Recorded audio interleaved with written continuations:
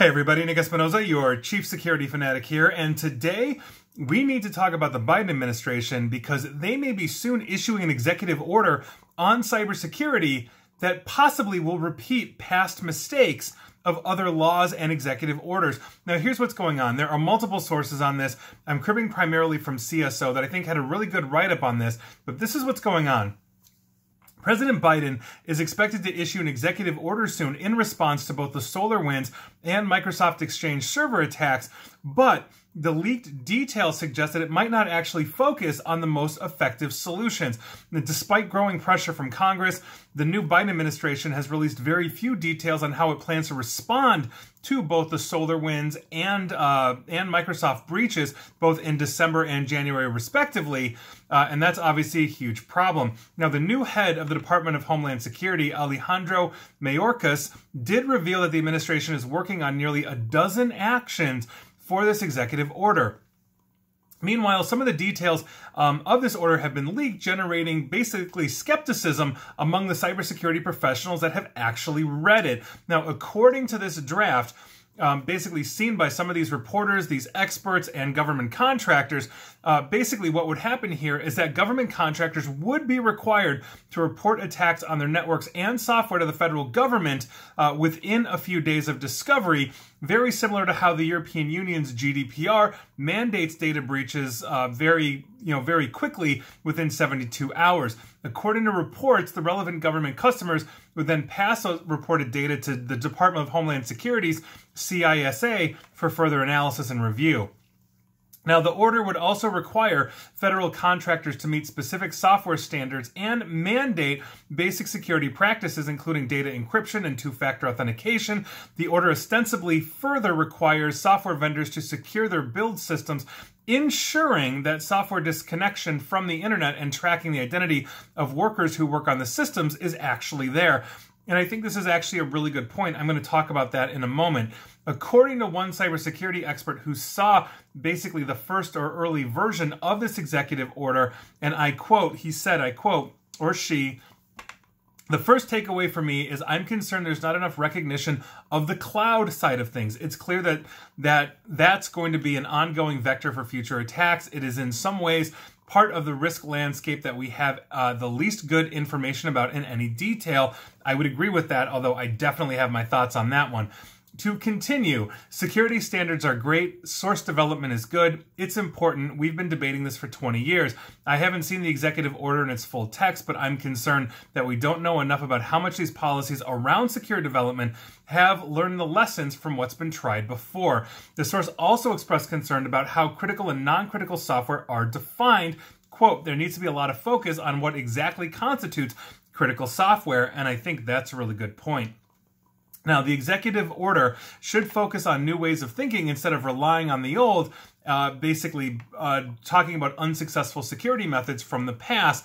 And to continue with this expert, and I quote again, I do not know his or her name, "What I'm hoping, but I'm not necessarily optimistic about, is seeing a lot of in the EO executive order is, quote, hey, we need to think about this differently. It's not just about telling people what to do." And I think that's a really good point because a lot of executive orders or even cybersecurity frameworks that are dictated as policy basically tell you what to do as opposed to, let's say, approaching the problem in a unique manner. Another big issue that has come to light here is that mandatory breach reporting could actually waste time either during an ongoing cyber attack or before there's an actual confirmation of an incident. I've seen this personally. There are many false positives that occur but are only discovered after investigation, which could take longer than 72 hours. I've been personally part of incident or breach remediations where you find out it's actually not us, it's a third party that got hit, and here we are. So my takeaways from this are a couple of different things. One,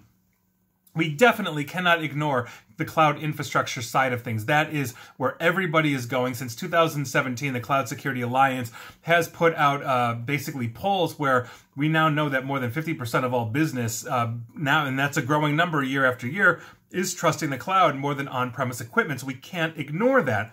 The US government, though, already has standards for cloud service providers for the Department of Defense. These could be applied to any provider of the U.S. government or government contractor. Now, Its nickname, and you might have heard this, is DFAR 7012, obviously referring to the DFAR standard. That actual specific point is, whatever dot 7012. I can never remember the other numbers. We just call it DFAR 7012, and that basically has the standards that a cloud service provider has to adhere to.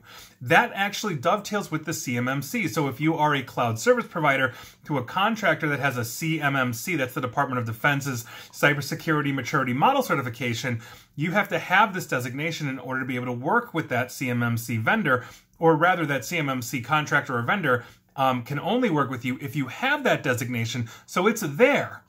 We have that ability right now. Those standards have been built for cloud service providers, which means whoever is advising President Biden should be advising him of this, that, okay, we can adhere these standards outside of the Department of Defense into other agencies, into, let's say, other standards that these cloud providers have to meet, which then ups the game for security everywhere else. I also think, and this is my other point, is that this is a prelude to the expansion of the CMMC. This is something that cybersecurity professionals in and around the government have been advising for quite some time. The Department of Defense has been busy creating the standard with all of its headaches and its rollouts and everything else. I've been basically right in the middle of this. But I think that other U.S. government agencies will basically have widespread adoption of this. We're already seeing the Department of Homeland Security and a couple of other agencies start to have CMMC requirements in their contracts. And so this executive order will reinforce that rollout over the next 5 to 10 years, in which case we are creating a government standard. And a lot of the standards that we are seeing coming out of the government are only really applying to government contractors or those that are in the government orbit. But I think what we'll see is a trickle down to state, local, municipal, governments and agencies and all of that as they start to work with their contractors, in which case we're going to start to see the software that is being provided us, whether it's in the cloud or something we install on our computers, start to up their game for these standards, not to mention better threat detection, awareness, education and training. All these kinds of things need to happen, to become more secure. So I'm glad the Biden administration is taking steps in cybersecurity. I don't believe the last administration really had much to say about cybersecurity, and we had a lot of cybersecurity bills not being able to pass the Senate, and so I'm glad to see this is on a roll, but here we are. I mean, by virtue of this, the entire federal government in the United States is looking at this situation similar to what the DoD has been saying well before SolarWinds and the latest Microsoft incident, where we need to really up our game. We are sick and tired of having our supply chains hacked and our intellectual property or controlled unclassified information stolen from all of our contractors. And so now everybody's going to have to start requiring. So if you basically acquiring these certifications and requiring our cloud service providers and our software developers to have these standards. So if you are basically in business, understand that you may not work with the Department of Defense, but this is coming. It's on its way, and that is a good thing, as much of a pain point as it's going to be as you attempt, you continue to develop and expand what you are doing. So I think this is a huge thing. We're going to see more of this, but that is your news of the day. And please like, share, follow me here on Facebook and Twitter at NickAESP, and please feel free to subscribe to me at YouTube as well. And as always, stay safe and stay online. Thanks, everyone.